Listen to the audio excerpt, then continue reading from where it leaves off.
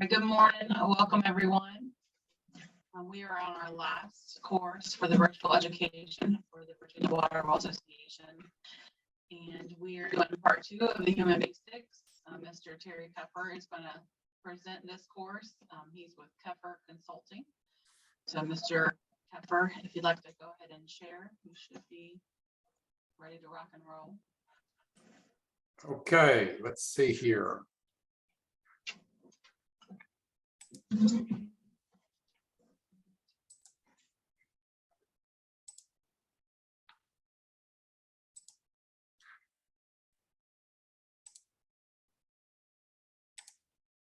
You guys see that okay? Okay, give me a thumb. Christina, you see that okay?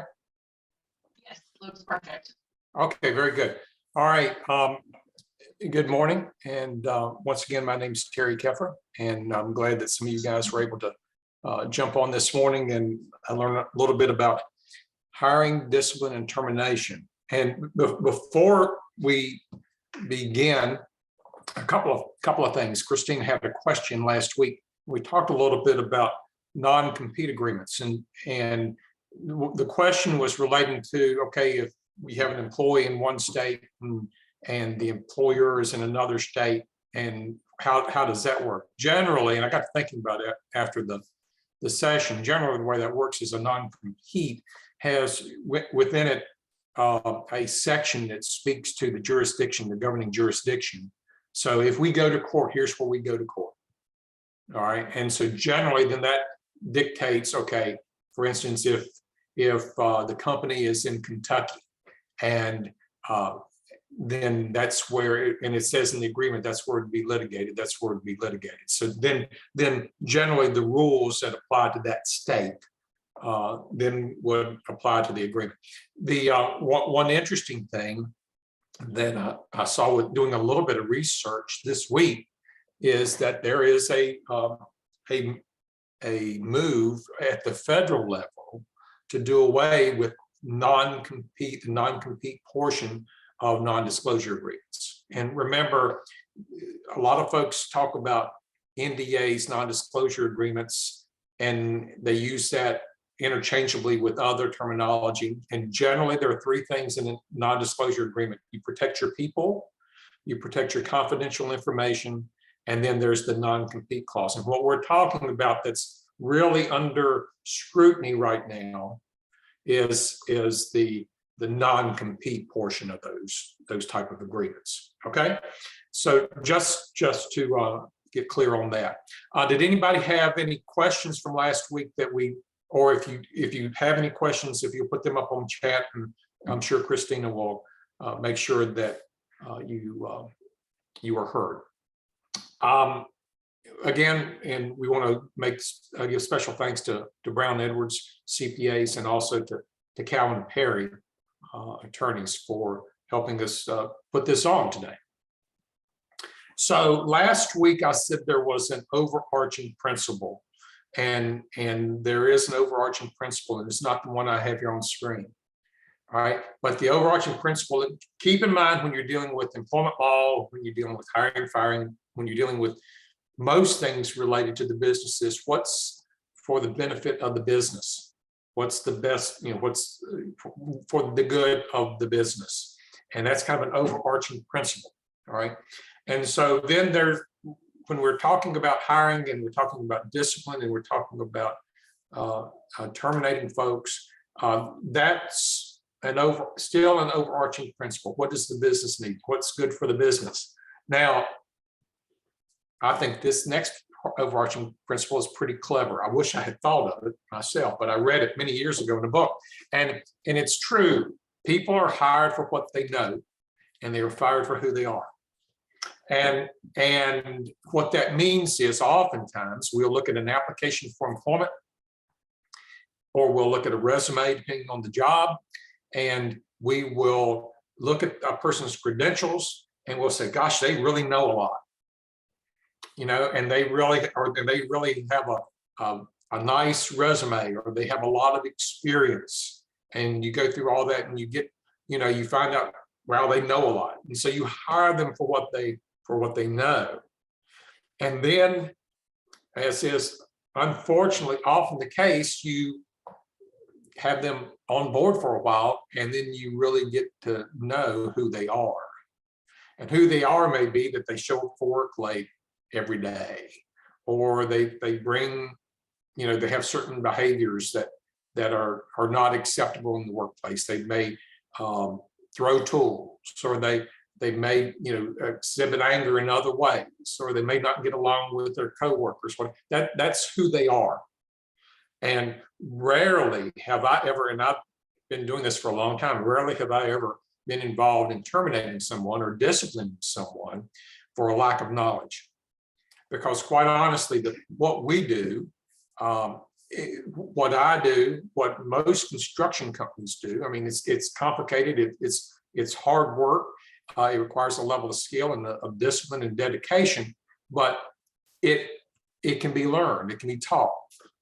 And so if people bring that attitude, if they bring the right attitude and the right behaviors to the workplace, then we can pretty much show them what to do from a knowledge standpoint. But where people get in trouble is who they are. So again, people are hired for what they know, and they are fired for who they are. And so my counsel to you is to take time to get to know the person. And it will help you make better hires. It will help. And if you make a better hire, you have less problems later. And there are assessments for certain that can help with certain types of positions. I give assessments that talk about people's motivation and how are they motivated. And not everybody's motivated by money. And so, and there are different motivators. Some people are motivated just by the opportunity to learn new things. And so you can find out what motivates a person, and oftentimes determine then, does that align with what I'm trying to do in my business? What's best for the business? Now, some of you will say, well, it's only me and one other person. And that's all the more reason to make sure you make a good hire. And the reason I say that is because, all right, so we're owners of businesses. We consider ourselves A players. All right, let's pretend that we're A players. All right, and let's say you've got one position, and that may be a laborer that's helping you in the field, or whatever the position may be. Maybe you're a two-person shop. You're one of the two. All right, you're an A. If you hire an F, as an example, that pulls the average of the team down to a C. You see what I'm saying? And so all the more, unless you as the owner are going to be able to make up that difference in some way, which generally means working longer hours or doing rework or whatever the case may be, then that F or that D or whatever that person is, that on a rating scale, let's say, let's pretend we're in school and say they're making Fs, then they're pulling down your team of two, the average of your team of two, and that then shows in the quality of work that you do, or then that reflects on the business. All right, so all the more reason, if you're a small operation or a smaller operation, all the more reason to make a really good hire, because you don't have an opportunity to make many of them. Okay, so that's why I emphasize that even with smaller employers. About hiring, here's what you're going to hear a lot of, and it is no secret that I'm on the back half of my career. Okay, and so I'm not 20 something coming out of school and full of them and vigor, but a lot of the folks that you're going to be looking at hiring are 20 somethings coming out of school, or maybe they're in their late teens even coming out of school, and full of them and vigor. And a lot of these newer, let's say less experienced folks, they are all about the candidate experience.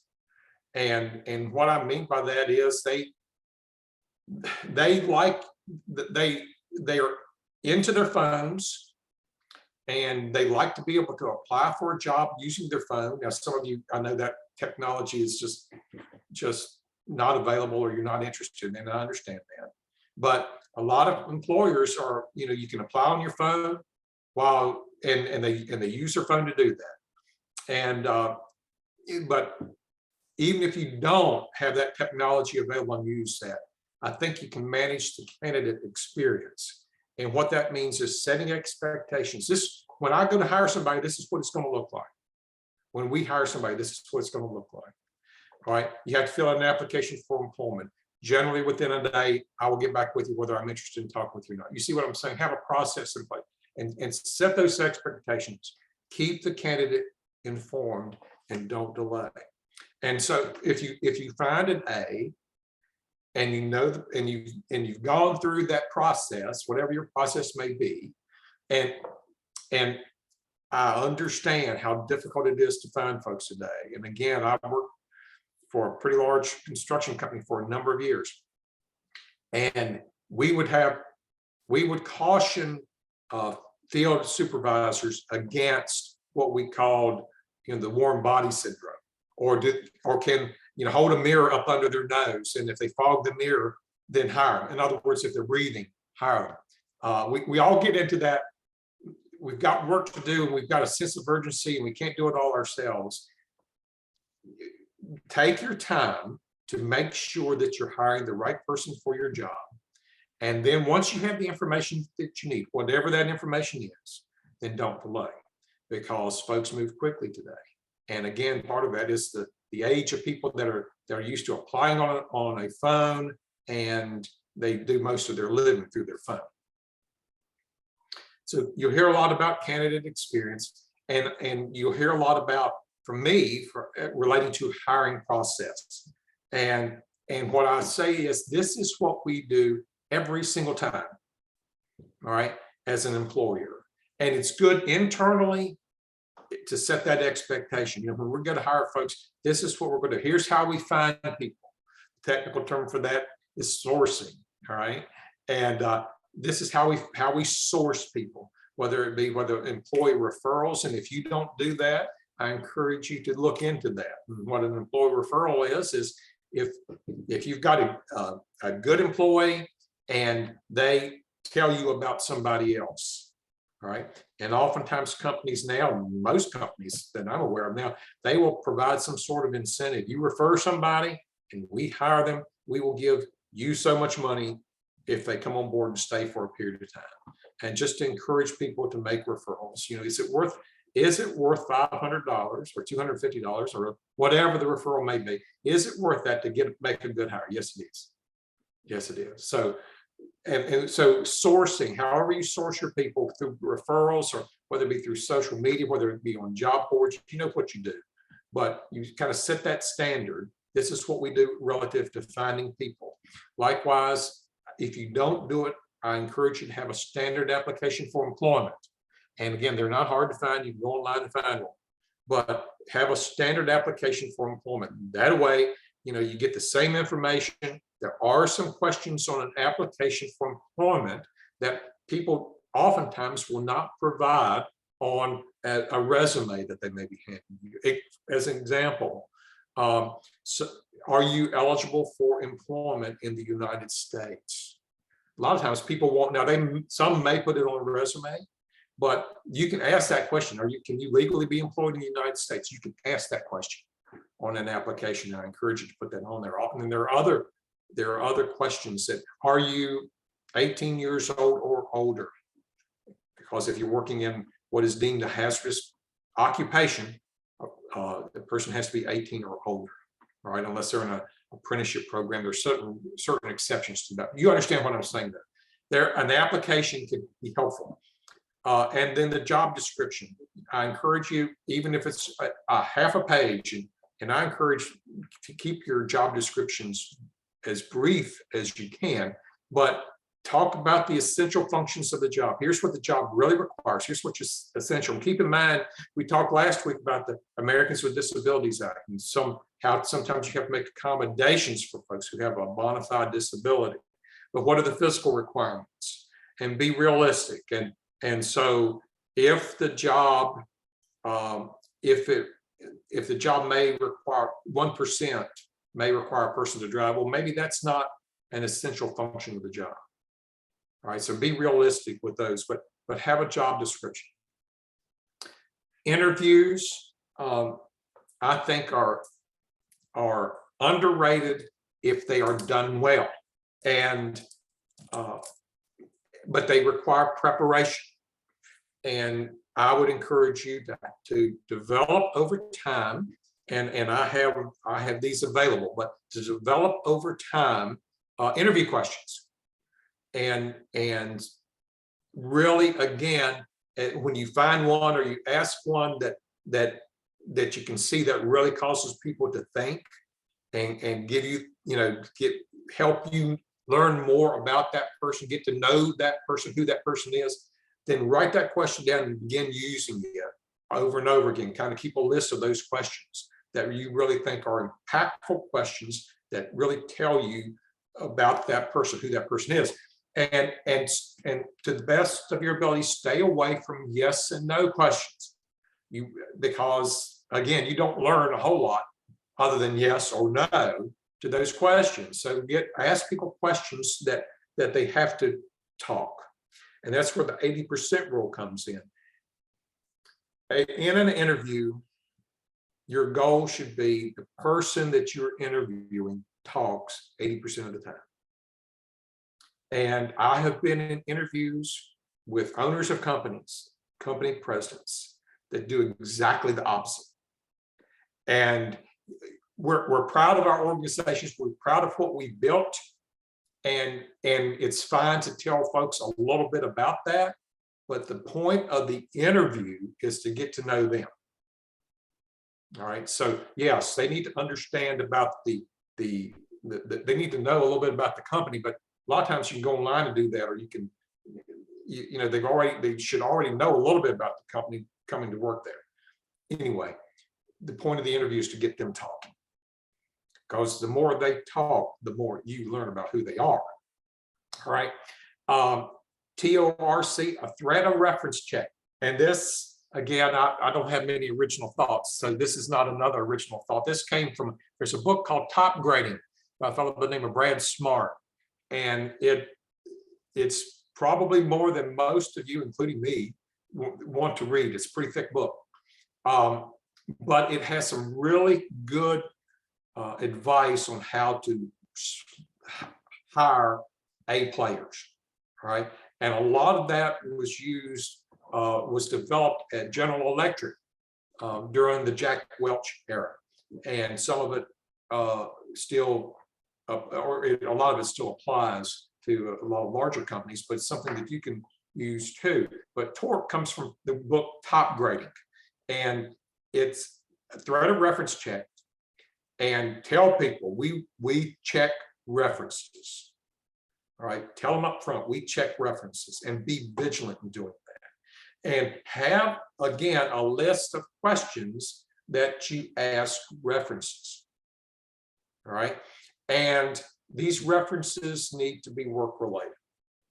And I understand, especially in the construction business, that brothers work for brother, or brother-in-laws work for brother-in-laws, and or family members work for family members, and that's how you get some of your best hires, right? But and if that's the case, that needs to be explained. If a boss is, my dad, but to the best of their ability, they need to be able to provide references that are not relations, right? That are not relatives. Right, and you try to get that, and you try to get references related. Yes, it's nice sometimes to have a character, because we are hiring for character. It's nice to have a character reference, but generally that can come through in work related. You want to find about a person's work ethic, and you want to find out about what they've done, and how they help the company that they're leaving, or the company that you're getting the reference from. How they help that company, what they did there. So be vigilant. I know a lot of times folks will say, well, they're only going to tell me the dates of employment and their job title. And a lot of companies do that, but you can also, you'd be surprised the information that you can get from references. I've been surprised, calling somebody thinking, well, I'm not going to get much here. and you'd be surprised the amount of information that you get. But keep them work related.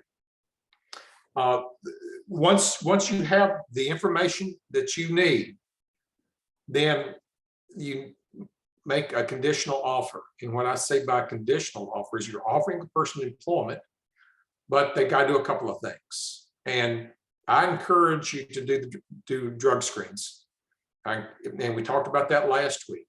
You know, even today, you know, a person cannot show up on a job under the influence, whether it be drugs or alcohol. All right. So I encourage you to do that. And I encourage you to do a background check. And there are services that provide both of these. They can provide them to you kind of as a bundled offering. And they will oftentimes help you with policy so that, you know, you don't have to, a lot of their policies are pretty airtight. And so, you know, it's a time to involve legal. And this is a time that you can often use the people that are providing the service, the drug screening service or the background check service, to use their policy that have had legal review. All right. And then you make a final offer, or you make the offer. Once you get the results back and the results are okay, then you make an offer. And again, I can't reiterate this too much, but when you have what you need, and again, you got to decide what you need, but when you have what you need, you know who the person is, then move quickly, because there are a lot of opportunities out there for folks, and they will move quickly. I distinguish between orientation and onboarding, and you see a lot of writing about that. And I think I may have provided Christina an article on that. I'm not sure, but about that. But essentially, in my mind, orientation is kind of the basics. Be ready for the person's first day at work. Most of the folks that I deal with work in the field. And so they've got to have PPE, and they have their hard hats, have their vest, have their safety glasses of required, gloves, that type of thing. Have that stuff ready, all right, on their first day. What you need to meet the OSHA requirements, all right. If it's an office position, you know, have their computer and have their setup ready. So what that does, that just kind of sends a message to a new hire that this is a professional organization, and you know, this is a business, and they're interested in getting me on board and getting me to work and helping me get to work. So, you know, have the new hire paperwork. You know, a lot of times once an offer has been made, then a lot of the new hire paperwork can be done before the first day a person shows up. And that just kind of makes things run more smoothly. Remember, we talked about on the first day of employment that get that I-9 done. And you've got to get that I-9 done. They've got to complete their part, but then you've got 3 days. Don't wait 3 days. Just confirm that on the date of employment. You know, look at those documents and get that done. And for those of you who work in an office and maybe sending people out in the field, I've experienced it. Sending a person out in the field and you've got 3 days and then all of a sudden there's a problem. And then on day 3, that person's already out in the field. They may be 25 miles away and working on a job site or further than that. And working on a job site, and then you got to call them back in, or you got to go see them. And so it's just better getting that paperwork done early. And so you don't have an issue with that. Make introductions. People, again, I'm of a different generation than the younger generation that's coming up, but people want to be more connected at work. We hear a lot about work-life balance, and I think that's really important. But the part of work that today people, because they don't have that connection elsewhere, it doesn't seem as if folks have that connection elsewhere. They're wanting to make that connection at work. And really that's good for you as an employer, because that can help retain people if they make that connection at work. All right. And so make those introductions. Be prepared for that person to come to work. And then onboarding. It's really in my mind a longer term process. Some companies have onboarding programs that go out 6 months or longer. And what that is, just helping the, following up with the person and making sure that they have what they need so that they can succeed. Because if they succeed, then that's helping your company succeed.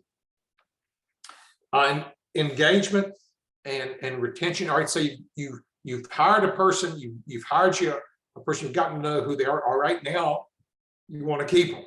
You've gone to all this effort and cost to hire somebody. Okay, now let's keep them. And I think sometimes our expectations are a little off on this. I used to look at resumes, and if a person jumped jobs every 5 years, I would lay that resume aside because I called them a job hopper. Now, today, if you see a person that's been at a job for 5 years, you think, man, that's a long-term employee. And some of you have experienced that because you see a year, 2, a year, 6 months. And I think that is still indicative of something, but don't be as critical looking at resumes when work history is shorter than what it once was. All right. But you want them to be engaged, and you want to retain them if they're good employees. So help them become a productive contributor. And a lot of it starts with respectful relationships, and the manager-employee, the boss-employee relationship is the single most important relationship at work. And so here's something else to remember. People leave people. They don't, for the most part. There are always exceptions, but for the most part, they don't leave companies. They leave people. They leave and most of them leave their immediate supervisor. If the truth be told, most people leave their boss. And so I've done that myself. And so keep that in mind. It's about maintaining relationships, and then peer-to-peer relationships help them make the connection in the business. Communication is key. We talked about this. You can't over communicate. Be clear with expectations. So I'm a storyteller, so I'll tell you a quick story. I had a superintendent on a construction project in Pulaski County that I was working with a number of years ago. And he was, I was coaching him, and he and I were reading a book together. And I don't remember the book. It may have been Crucial Conversations. Anyway, we were reading the book because he wanted to be a top grade superintendent, and he was getting better. And I showed up on the job site one day, and he was seething. And I asked him, said, Billy, what's going on? And he said, well, and he mentioned this guy's name, or we'll call him Joe. And he said, Joe, just he doesn't follow instructions. And I said, well, tell me about Joe. And he said, well, he shows up every day on time, and he's good from that standpoint. But he said, I told him I wanted, and somehow a load of stone had been dropped and in the wrong spot. And Billy wanted that load of stone moved. And Joe was supposed to move that load of stone. He was supposed to get a loader or a piece of equipment. He was supposed to move that load of stone. And he hadn't done it. And I said, tell me how you talked to Joe.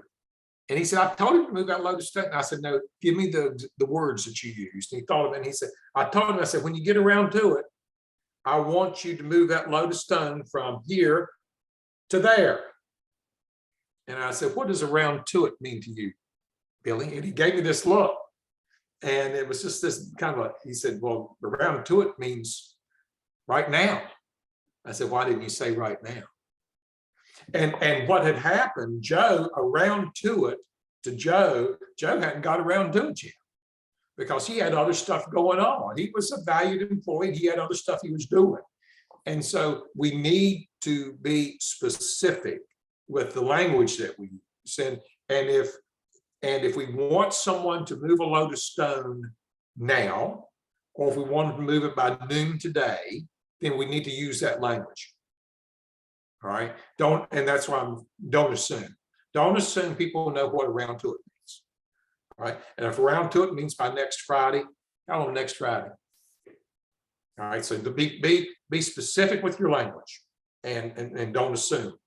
And again, it's really difficult to over communicate. And there are surveys that and I've been involved in these, that we've surveyed employees and how are we doing? What could we do better? Communicate more. It comes out generally at the top of the list of things that we could improve on. And we spend 6 months communicating until we just can't imagine that we can communicate more. And we ask people how are we doing, and they're feeling better, and what could we do better? Communicate more. And so my point is, it's difficult to over communicate. And look for opportunities to grow your people. Again, this comes under the engagement. Look for opportunities to grow. Most people want to learn. Most people want to improve. Very few people get up in the morning. Now, there again are exceptions, but very few people get up in the morning and say, I'm going to do the worst job possible today. Now, some people just don't know any better and are incapable, and you got to deal with those. But most people just don't get up in the morning saying, I'm going to really just mess up today. Most want to be challenged. Most people want to be valued. And I encourage you to find people doing things right. And be specific with your praise.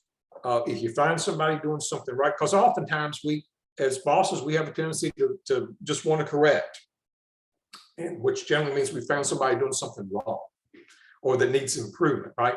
But when you find somebody doing something right, make sure that you acknowledge that as well, right? Be specific with the praise and learn what motivates that person. Some people don't really want to be praised in front of other people. They're embarrassed by it. And so learn, some people do. Some people want that recognition, but figure out what motivates the person and then use that. And people, a lot of folks want, to know what's an opportunity. How do I move up here if there's an opportunity? So provide opportunities for advancement. And no matter how hard you work at creating a positive work environment, if you are around long enough, and no matter how great a process you have in place, you're going to have to discipline somebody sooner or later, and that may include terminating somebody. So I want to talk just a few minutes about that. The employment at will doctrine in Virginia is an employment at will state. And so as long as there's no contract, and that's what we say, no agreement exists to find how long employment will last, then an employee or an employer can terminate their employment at any time. Person does not have to work out a notice, even though that is good practice.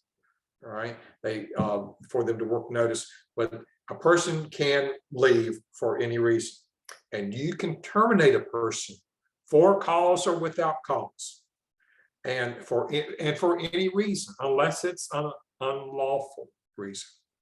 All right. So again, and I think I've got a list here.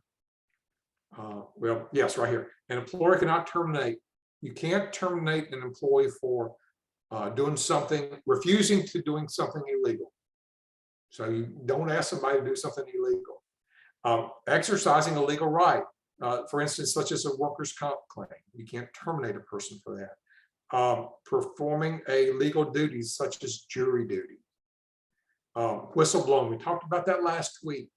Reporting that employer's wrongdoing, you can't do that. I tell you, when employers get in more trouble in employment law, not for violating the initial employment law that's been violated, but they get in trouble for their reaction to that. So oftentimes an employer, for instance, if they violated something that, let's say you weren't aware of some sort of statute out there and you violated, and a whistleblower said, hey, they're doing this. All right.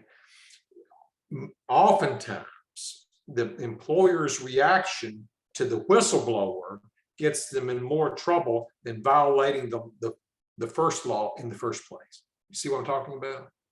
And so, managing how you react to these things is important. So again, you can't terminate a person for being a whistleblower. You cannot terminate a person for being a member of a protected class. And we talked about that, whether a person is a minority or from a race or whether it be a female, that type of classification. And some of you don't fall under that because of the size of employers that you are. And remember, we talked about all of the different laws that pertain. But again, you want to follow the spirit of the law, and you don't want to discriminate. Who wants to discriminate anyway today? And so again, you can't discipline or terminate somebody for these reasons. Discipline can, and tell yourself this when you get ready, when you have to take action, when you have to discipline somebody, discipline can benefit the employee and the company or the employer. So tell yourself that the employee benefits by hearing how to improve. Some people just don't know. And again, that goes back to not assuming. Some people just don't know. So be clear with setting expectations. So people hear, take a person aside and talking with them, hearing how to improve, what your expectations are. And if they benefit also by keeping their job if they do improve. So, and then you, the employer, benefit by retaining the employee. You've already gone, hiring is no fun. And so you've already gone through this work, of hiring somebody so you can retain that person. That person improves their performance. And then if need be, you're setting the table for action if performance does not improve. Right. And I hesitate to say that, but you need to again, part of this is to set the table. If performance doesn't improve, okay, we've started the conversation, right, about improving performance. When you sit down with the person, just some guidelines on that, what I call a disciplinary meeting, know what you want from that meeting before you go in. Here are my desired outcomes. Remember that cooler heads prevail. It's okay to take time to cool off before you talk with somebody. But I will tell you, don't wait. If you conduct performance reviews, don't wait 6 months till the next performance review to talk about something somebody did. Right? If somebody has done something that requires you to take action, or that you need to bring up about to improve their performance, don't wait. Talk with them about it. All right, but do it with a cool head. If at all possible, have somebody there with you, a trusted witness, if possible. But if that witness is going to go down to Kelly's Bar and Grill on Friday and talk about it, that's not a trusted witness. Right. So again, have a trusted witness if possible. And I understand some of your smaller employers, so that's going to be difficult to do. Don't do it in front of everybody. And I've got a note here. In a minute, I'll talk a little bit about that, but just don't do it in front of everybody. Again, a disciplinary meeting, discuss the problem, be specific. All right, I told you to move this stone by 12 o'clock. You did not move the stone until the next day. All right, let's talk about that. What's the problem? All right, when I tell you to do something, you need to do it by the time I tell you to do it by. All right. You need to set the expectations on how you're going to improve. What are you going to do and when? When is it going to be done by? And I find a lot of employers provide too much time here. I expect, in a matter of days, if not weeks, but not longer than that for most situations. A couple of weeks, a month at the most. That the situation needs to markedly improve. And there's some things people can do today that, if a person's showing up 15 minutes late, then guess what? Tomorrow they can be on time. Unless there's childcare issues or things like that you need to talk about.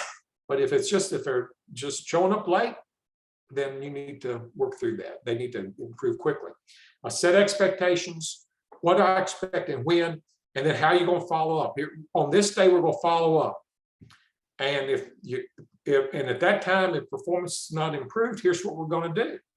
And then document it for a person in the personnel file. And it could be, you could say, okay, the next stage of this is, we're going to, it'll be this be our final, progressive discipline sometimes looks like a verbal warning, and then a written warning, a first written warning, and then final written warning and the termination. Sometimes there's 4 steps. Doesn't have to necessarily be that. And progressive discipline isn't always necessary, because if someone does something so bad, they should be terminated immediately, then terminate them immediately. But and then document it for the personnel file, because you might need it later. Disciplinary meeting, surprise is the #1 predictor of whether an employee will pursue a claim if they are terminated for performance. And again, progressive discipline work. What I mean by that is, if a person is truly surprised, there are good actors there. There are people that can put on a good show.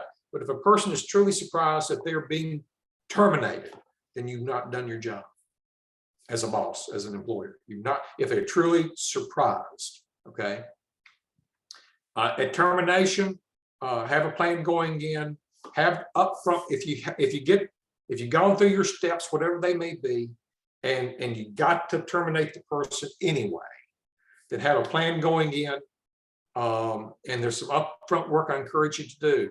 If they have access to a computer, and if they have access to sensitive files, that type of thing, then you have to have a plan to restrict that access. All right.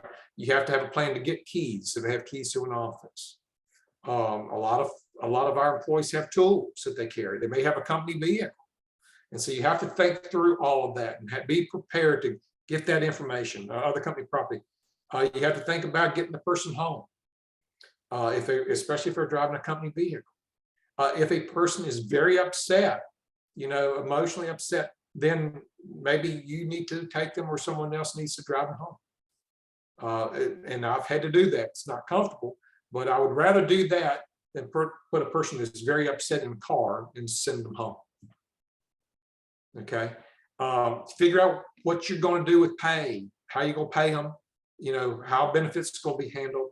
And then how are you going to handle references? Sometimes people that are fired saying, well, you going to give me a good reference? and I know that sounds silly, but be prepared for those type of questions. How you going to handle references and what you're going to provide. Conduct it with a trusted witness if possible. It helps eliminate claims of something improper being said. Just having that witness available. Do it in private. Embarrassment leads to claims.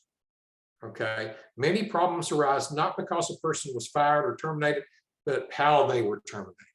Not because of the fact they were, but how you did it. And I've seen that happen over and over again. So treat the person with dignity and respect. You may have to swallow hard and to do that, but treat them with dignity and respect. Tell the person that when you terminate somebody, tell them they're being terminated. All right. Technically, you don't have to say why. All right. In Virginia, you don't have to give a cause. But if you don't, then oftentimes we live in a world of skeptics. They're going to say, I wonder why they're really terminated. If a person's late every day and you've given them an opportunity to come to work on time and they continue to be late, then tell them, you're late every day. And the crew's waiting on you to show up to go to work. All right. If it's a conduct issue, be clear about it. It's helpful to do it. And then provide with the information when, again, last paycheck, benefits, who to call with questions, and then again, collect the property per your plan. Termination, especially if on a job site, don't allow them to return to the work area. Because if you allow them to return to the work area, go with them to get if they got a toolbox or things like that. But don't allow them to go back. Don't say, all right, go back to work for the rest of the day, and don't terminate somebody and let them go back to work. Because if you do, they're going to twist their knee when they go back to work, and then you got a comp claim. They're going to have a sudden onset of an injury, and you will have a comp claim. And I've seen it happen, right? And sometimes, especially if it's in an office and other folks are uncomfortable, sometimes it's best to have them leave and come back later to get their stuff. And it's always best if you can do it, as uncomfortable as it may be, to have 2 people meet with them right after hours. Complete paperwork for the employee file. Is the person eligible for rehire? All right. If you fire a person for certain reasons, that person shouldn't be eligible for rehire. Because and especially in a larger organization, most of you don't fit this, but in larger organizations, the right hand doesn't necessarily know what the left hand is doing. And so if a person is ineligible for rehire because he did something that you just don't want to bring them back on payroll, then be sure that other managers within that organization, there's a way that you can flag that person to say that person is not eligible for rehire. And if the person is truly surprised, you have not done your job as along the way, as far as progressive discipline is concerned.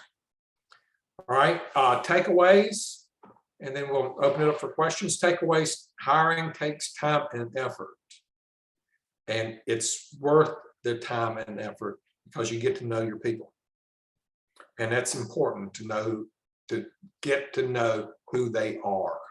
All right, set clear expectations. Don't assume. Remember the round to it story. Don't assume people know. Don't assume Joe knows when to move the stone. Over communicate, and then do it some more. All right. Remain calm in these situations. The person terminated should not be surprised. And then there will be times that you want to seek legal counsel. And even after this presentation, there will be times that you'll have questions, and sometimes it's worth it to pay to get good legal counsel. So I'll open it up. Anybody have any questions?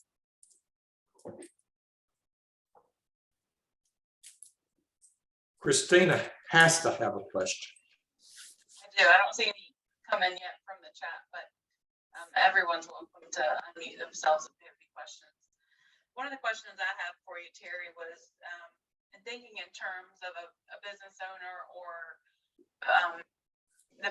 office manager in realms of our type of construction companies, which are smaller in the office. When it comes to the employee files, other than having all of the employment paperwork that was filled out when they were hired and then the hire date folder, I was wondering, what else does that folder look like? Does it contain like a tabulation page on the front of the folder for when their disciplinary actions do occur and you take note of them?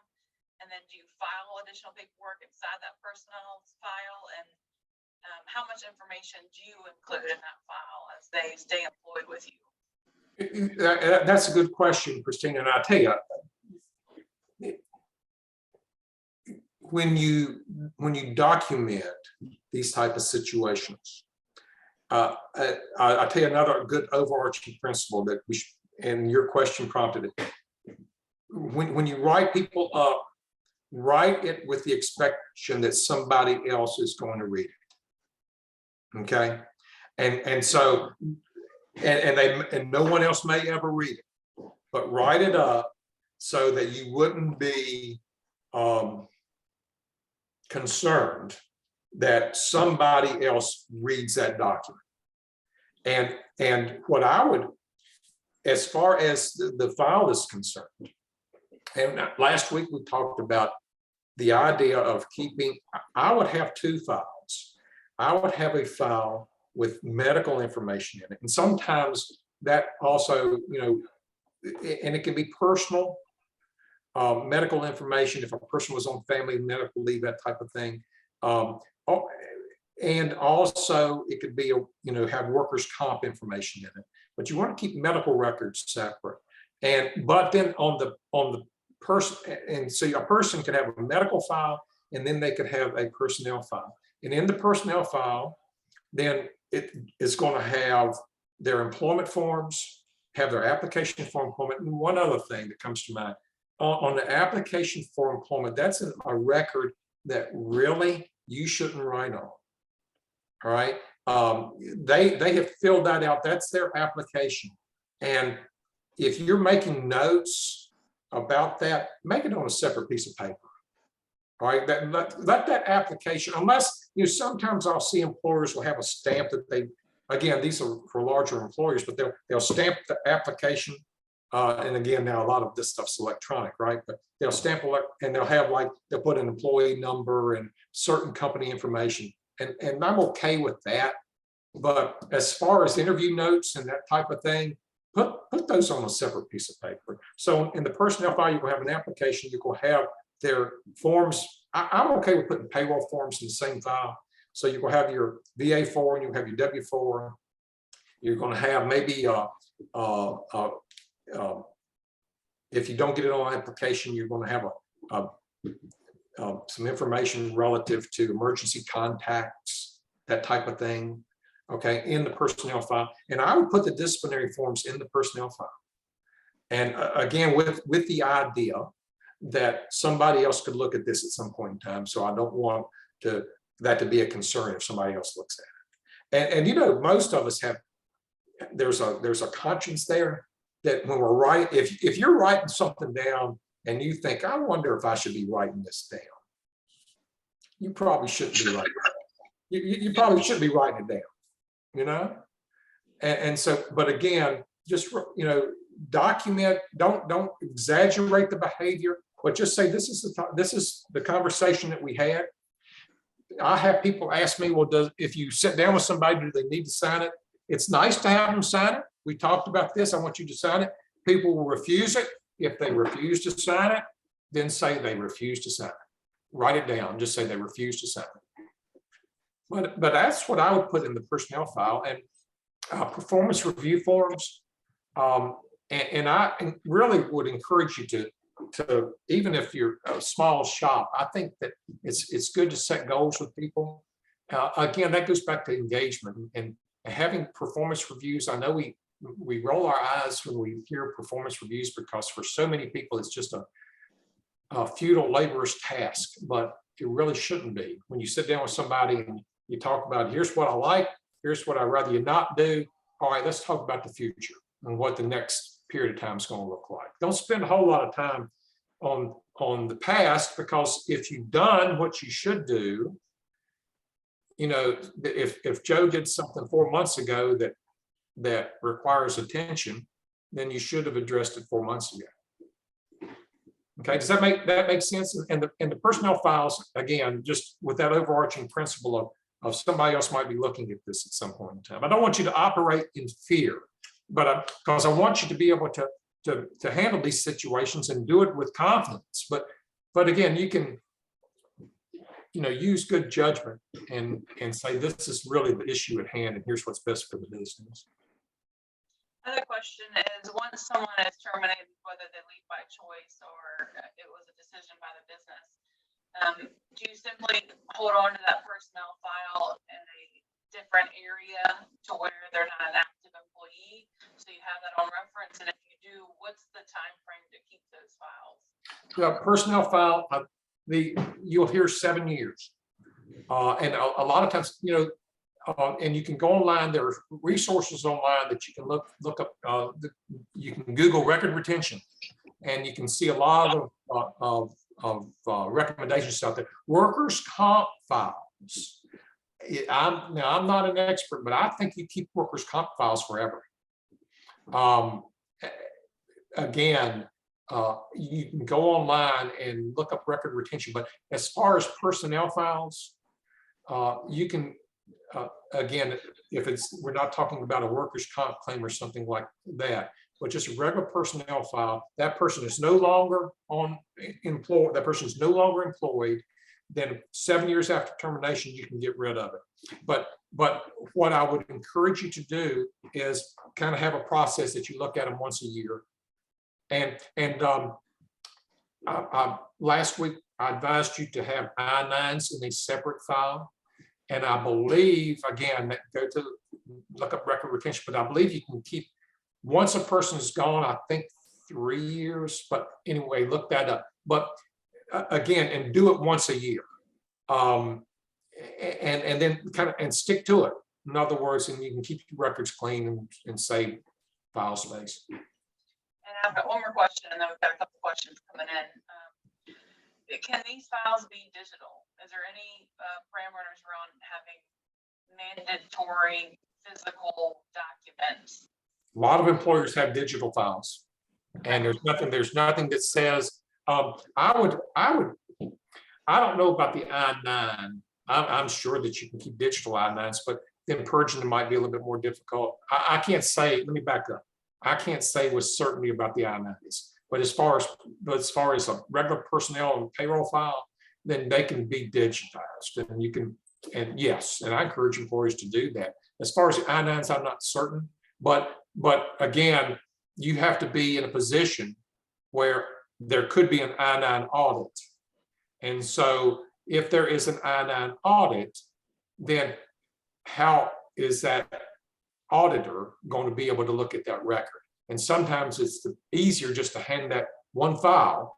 Again, you don't want a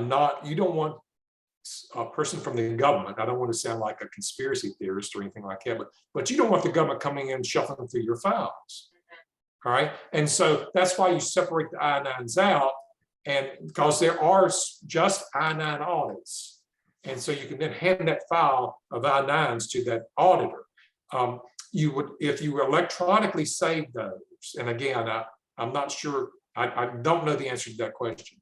But if you do electronically save those, then how are you going to be able to, that person be able to review those files? That's my, are you going to be able to provide them with a computer where they can go up, and then you still want to be able to purge those. And just like your electronic files, but as far as personnel files are concerned, yes, you can electronically keep those. Okay. One of the questions that came in, is it necessary to redo the VA-4 forms, et cetera, on a yearly basis if your employees don't physically change? We've never done that. I've never done that. And so I know people that say that's the best practice. I don't think, as long as employees know that they can change that whenever they want to, and they do, then go with it. I wouldn't have that done again. I know that some folks, do that, but I have never had an issue with that. So once they're done and established and turned in Once- the first time. Once it's done, that's for the VA-4, and that's for the W-4 too. Okay. And then secondly, time cards. So a lot of companies still use a physical time card where they punch in and punch out. Yeah, Does that document have to be kept for a period of time? it does. And again, that goes back to, I am sure, I would say that's a 7-year period too. But again, go Google record retention, and you'll be able to find more authoritative answers on that. You are required to keep those records. Now, most of you probably don't have an audit done. If you do have an audit, or whether it be a financial audit or whether it be a financial review, whoever's doing that for you could give you some advice on your records as well. But your payroll, and if you have someone that's providing your payroll service, and I will tell you this, there are payroll services out there now that are incredibly cost effective to use. And I'm not advertising for any of them, but from the time it takes to write paychecks, to process time, produce checks, to file taxes, that type of thing, that they are very cost effective. And if you have a payroll provider, then that payroll provider is also up to speed relative to your questions relative to the VA-4 and the W-4, that type of thing. They may have a different view on that, but when you have a vendor like that, take advantage of their expertise too. Well, looks like that's all the questions that I have that have come in. Okay, well, I really I appreciate the time, and that's me. And if I can be of help to you in the future, please let me know. And so, Christina, I'll turn it over to you. Thank you, Terry. Thank you, everyone, for joining us this morning. This is to conclude the series for virtual education for 2022. We thank everyone for joining us, and we will see you next year. Okay, take care.